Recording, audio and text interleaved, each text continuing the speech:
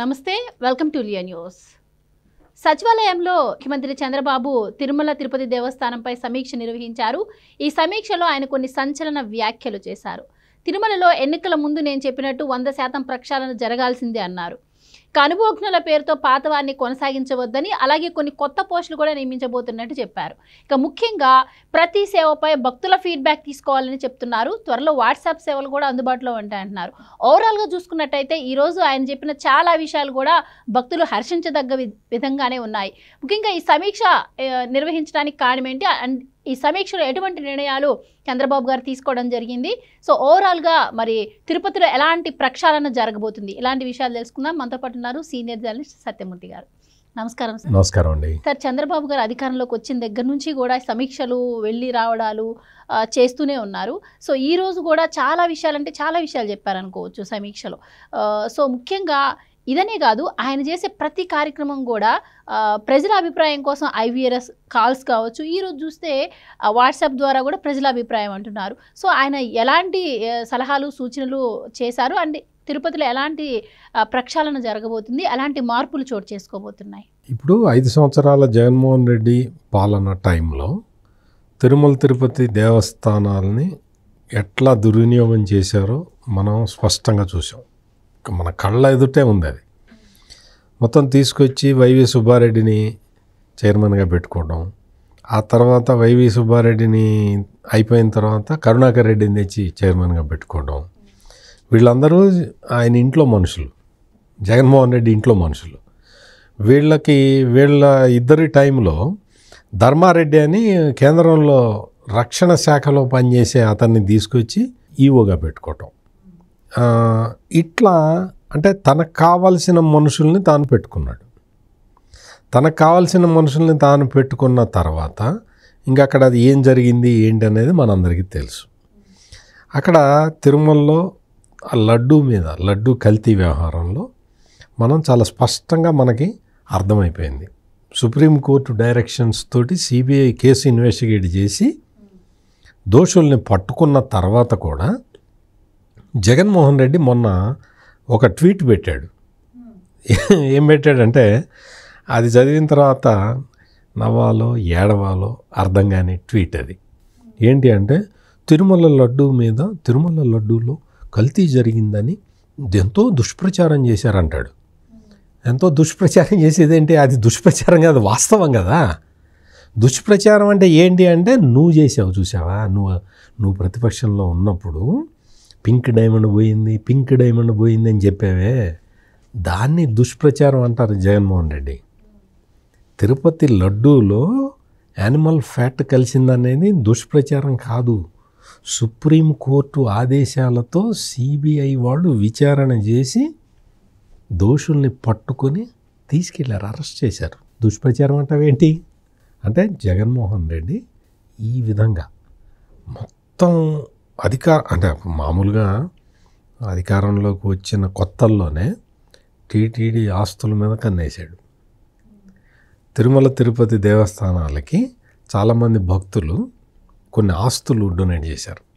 కొంతమంది అయ్యా వెంకటేశ్వర స్వామి పేరుతోటి ఈ స్థలం ఇస్తున్నాను, ఈ స్థలంలో స్కూల్ పెట్టండి అని కొంతమంది, ఈ స్థలంలో ఆసుపత్రి పెట్టండి అని కొంతమంది, లేకపోతే ఈ స్థలం ఏదన్నా పేదవాళ్ళకి కట్టించి సత్రంలాగా ఇవ్వమని, ఏదో రకరకాలుగా వెంకటేశ్వర స్వామికి ఇచ్చిన ఆస్తులు, భక్తులు ఇచ్చిన ఆస్తుల్ని అప్పుడు వైవి సుబ్బారెడ్డి టీటీడీ చైర్మన్గా ఉండి వీటన్నిటినీ ఆక్షన్ వేద్దాం, వేలం వేద్దాం అని ప్రపోజల్ పెట్టి పెడితే అప్పుడు చాలామంది నాలాంటి వాళ్ళు చాలామంది చెప్పారు, అదేందయ్యా భక్తులు ఒక పర్పస్ తోటి ఇచ్చిన స్థలాలని మీరు వేలం వేస్తానంటారేంటి, తప్పు కదా అని అంటే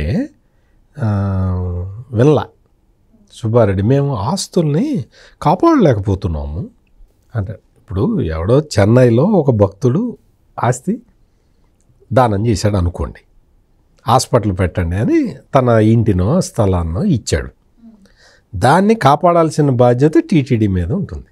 మరి టీటీడీ వాటిని కాపాడకుండా మేము కాపాడలేమండి అంటే అర్థం ఏంటి?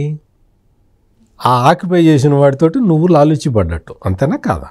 అంతే కదా జరిగేది. ఆ ఆస్తిని ఎవడో కాజేయాలని చూస్తున్నాడు, వాడికి నువ్వు సహకరిస్తున్నట్టు లెక్క.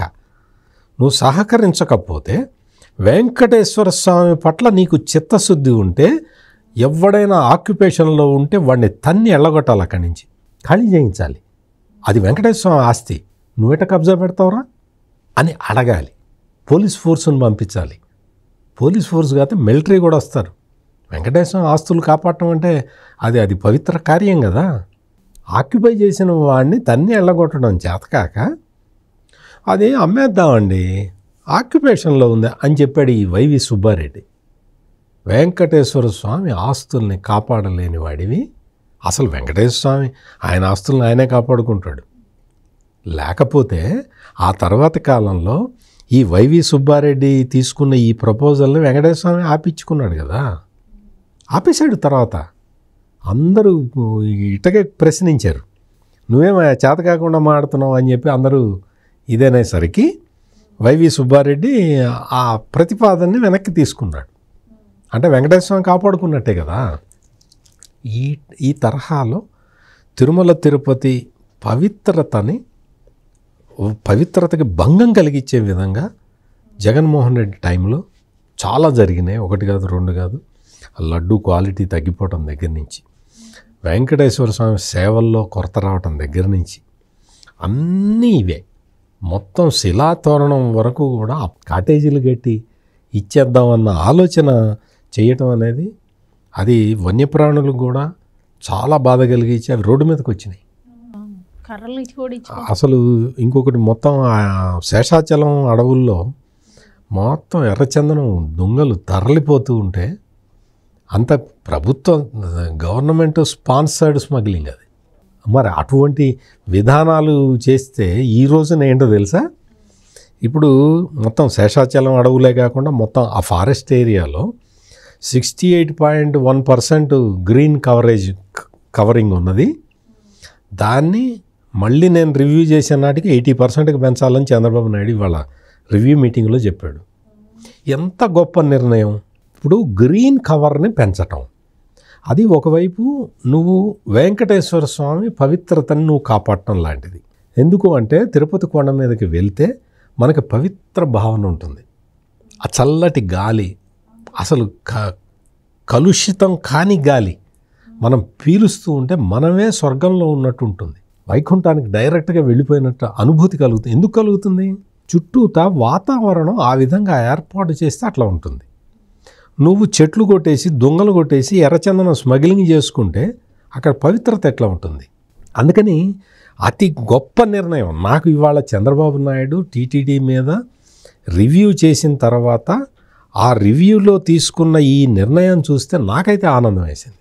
గ్రీన్ కవర్ని 80%కి పెంచాలి అంటే అడవుల్ని పెంచాలి. స్వామివారికి అక్కడ కర్పూరం అవి తీస్తారు. అక్కడి నుంచి అక్కడ కొన్ని జీవులు ఉంటాయన్నమాట, వాటి నుంచి వస్తుంది అది. అటువంటిది కస్తూరి మృగాలు అవి ఉంటాయన్నమాట అక్కడ. జీలుగు పిల్లి అని కొన్ని రకాల జీవులు అక్కడే ఉంటాయి. వాటి నుంచి వచ్చే సుగంధ ద్రవ్యాలు అవన్నీ కూడా అవి స్వామివారికి వాడతారు. మరి అవన్నీ వాటన్నిటినీ ప్రొటెక్ట్ చేయాలి అంటే నువ్వు గ్రీన్ కవర్ని పెంచాలి, అడవుల్ని పెంచాలి. ఎంత గొప్ప నిర్ణయం. చంద్రబాబు నాయుడు అటువంటి నిర్ణయాలు తీసుకున్నాడు.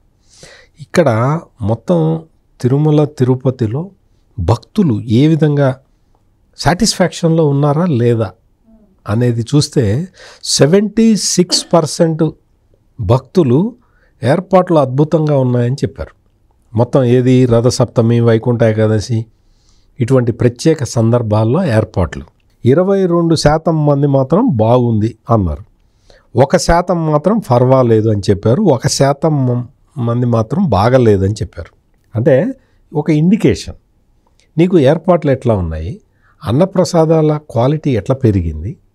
మనం చూసాం జగన్మోహన్ రెడ్డి టైంలో. అంటే మీరు తడతడకి మీరు కూడా మనసులో అనుకోవచ్చు, పవిత్రమైన తిరుమల తిరుపతి వెంకటేశ్వర స్వామి గురించి మాట్లాడుతూ ఈయనేంటి సత్యమూర్తి గారు ప్రతిసారి జగన్మోహన్ రెడ్డిని కలవరిస్తున్నాడు అని మీరు అనుకోవచ్చు.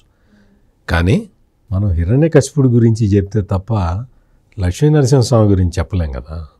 అందుకని ఇక్కడ మనం ఏంటంటే అందుకని జగన్మోహన్ రెడ్డి పేరు చెప్పాల్సిన పరిస్థితి వస్తుంది. ఈ సౌకర్యాలు కల్పించడంతో పాటు మొత్తం మనం జగన్మోహన్ రెడ్డి టైంలో అన్నప్రసాదాలు అంటే నిత్యాన్నదానంలోనే నూకలతోటి వండి పెట్టడం, అసలు పప్పుకిను చారుకి తేడా తెలియకపోవటం, అటువంటి పనులు చేశారు కదా. క్వాలిటీని దారుణంగా తగ్గించేశారు. అక్కడ పేదలకి ఉపయోగపడే క్యాంటీన్లను మూసేయించారు. స్టార్ హోటల్ అని తెరిపించారు. ఒక టీవీ ఛానల్కి సంబంధించిన ఓనర్కి అక్కడ కొన్ని కాటేజీలు కట్టడానికి స్థలం ఇచ్చారు. ఆ కాటేజీల్లో ఉండాలంటే రోజుకి ఎంత తెలుసా కాటేజీ రెంట్? ఆయన జగన్మోహన్ రెడ్డికి బాగా కావలసిన టీవీ ఛానల్ యజమాని రోజుకి 12 నుంచి 16,000 రూపాయల రెంట్ ఉంటుంది. ఎవరన్నా పెడతారా అట్లా? 12,000 రూపాయల స్టార్ హోటల్ రేటు కన్నా ఎక్కువ, డబల్. ఎందుకు ఇచ్చారు? ఆయన జగన్మోహన్ రెడ్డికి బాగా కావాల్సిన టీవీ ఛానల్కి యజమాని, అందుకని ఇచ్చారు. పిఆర్ నాయుడు చైర్మన్ కాగానే అన్నీ మొత్తం టేక్ ఓవర్ చేసి మొత్తం తగ్గించేసాడు రేట్లు. అంటే ఎందుకు చెప్తున్నానంటే స్టార్ హోటల్ రేట్లు పెట్టి సామాన్య ప్రజలకి తిరుమల శ్రీవారిని దూరం చేసే ప్లాన్ని జగన్మోహన్ రెడ్డి చేశాడు. ఈ ఒక్కటే కాదు, చాలా కార్యక్రమాలు అట్లా చేశాడు. ఆ తర్వాత కూటమి ప్రభుత్వం వచ్చిన తర్వాత నుంచి చంద్రబాబు నాయుడు ప్రత్యేక శ్రద్ధ తీసుకొని చాలామంది చాలా కాలం పాటు ఇంకా ఉన్నారు, ఇంకా కొంతమంది ఉన్నారు. ఆ ధర్మారెడ్డి మనుషులు ఇంకా కంటిన్యూ అవుతున్నారు. ఇవాళ రివ్యూ మీటింగ్లో చంద్రబాబు నాయుడు క్లియర్ కట్గా చెప్పాడు, ఏదో ఆయన అనుభవం ఉందండి, ఈయన అనుభవం. ఎందులో అనుభవం ఉంది? కొట్టేయటంలో అనుభవం ఉందా? ఆయన ఎందుకు పెట్టుకున్నావు నువ్వు? ఇంకా ఎందుకు కంటిన్యూ చేస్తున్నావు? ధర్మారెడ్డి నేరుగా పెట్టుకొని కలెక్షన్ ఏజెంట్లుగా పెట్టుకున్న వాళ్ళని నువ్వు ఎందుకు కంటిన్యూ చేస్తున్నావు? ఇది ప్రశ్న. అక్కడి నుంచి తీసేస్తే కదా తిరుమల ప్రక్షాళన సంపూర్ణంగా జరిగేది. తిరుమల ప్రక్షాళన సంపూర్ణంగా జరగాలి అంటే నువ్వు శనగపిండిలో కొట్టేసేవాడిని నువ్వు అక్కడే ఉంచితే నువ్వు ఎట్లా చేస్తావు? బియ్యం, నాసిరకం బియ్యం తెచ్చినా కానీ ఎలా చేసేవాడిని అక్కడే ఉంచితే నువ్వు ఎట్లా ప్రక్షాళన చేస్తావు? స్వామివారికి కైంకర్యాలకి అవసరమైన సామాగ్రిని తెచ్చేవాడిని, నాసిరకం సామాగ్రి తెచ్చినా ఎలా చేసేవాడిని అక్కడే ఉంచితే నువ్వు ఎట్లా ప్రక్షాళన చేస్తావు? వాళ్ళందరినీ పంపించేయాలి కదా.